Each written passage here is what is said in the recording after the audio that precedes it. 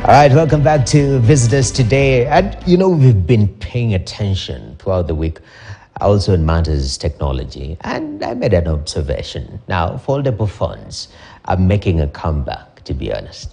The flips were very popular mid-2000, like the Motorola Raz V3 in 2005, Motorola V300. I know they sound like cars, big cars.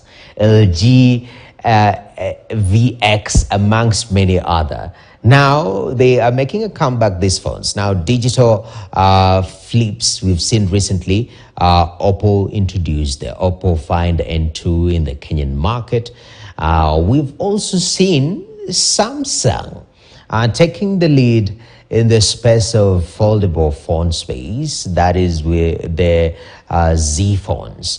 Also, Motorola has announced that they will be releasing their 2023 Raz and Raz R Plus. So foldables are back.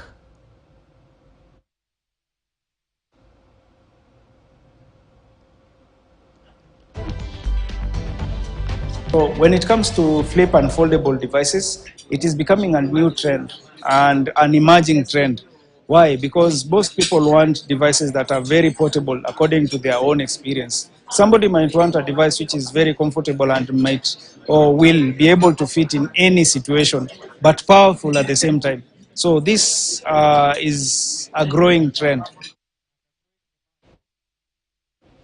I know. Ken, did you used to have one of those foldable phones? I enjoyed this series called 24. And Jack Bauer used to have one. He flips it. It looks very macho.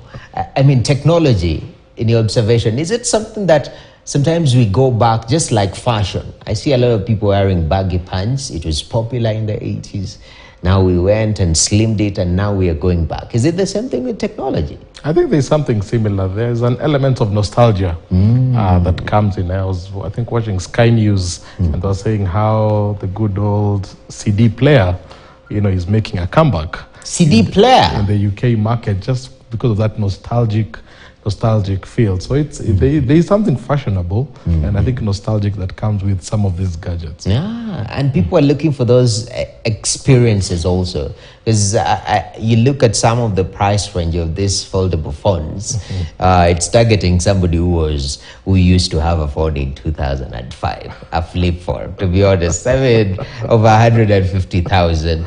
It's not an entry level phone for majority of people. So nostalgia can be used sort of as a selling point.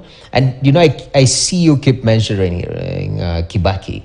The Kibaki era, these gentlemen were in the Kibaki era. Was that the epitome of Kenyan economy? Is that the nostalgia that the likes of Professor Ndungu, Dr. Kamau Thuge carry even while they were coming in with this new administration?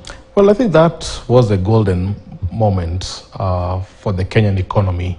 And I think the lessons learned then, we should, particularly as economic historians, be able to replicate them right now. When I look at the policies we are applying now, they're not quite similar, particularly on interest rates. I was really hoping the new CBK nominee would talk about high interest rates and bringing those interest rates down so that more businesses are able to access credit. So, but to your point, that was the golden era.